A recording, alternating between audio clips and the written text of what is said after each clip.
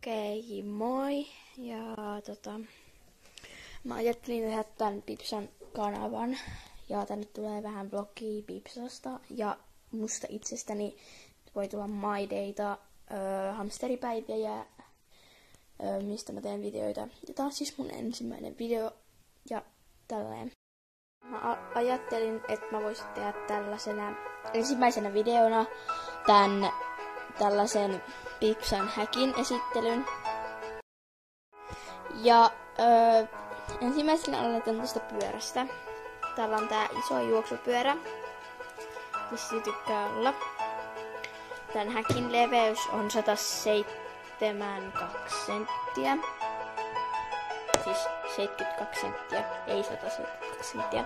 Tuossa on ruokakuppi ja tässä on juomapullo. Tässä on vähän tällaisia virkkeitä, että se voi mennä tästä ylätasolta.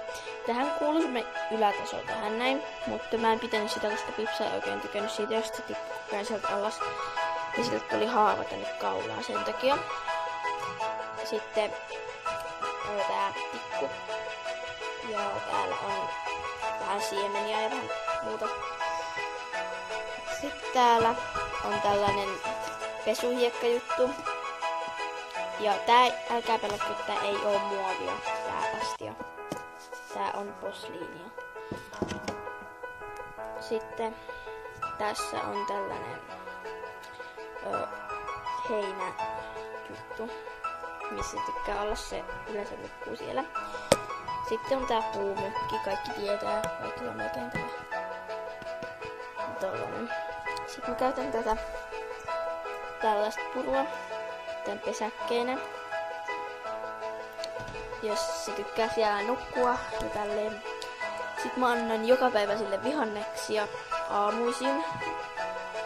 Ja silleen. Joo, nyt se nukkuu tuolla.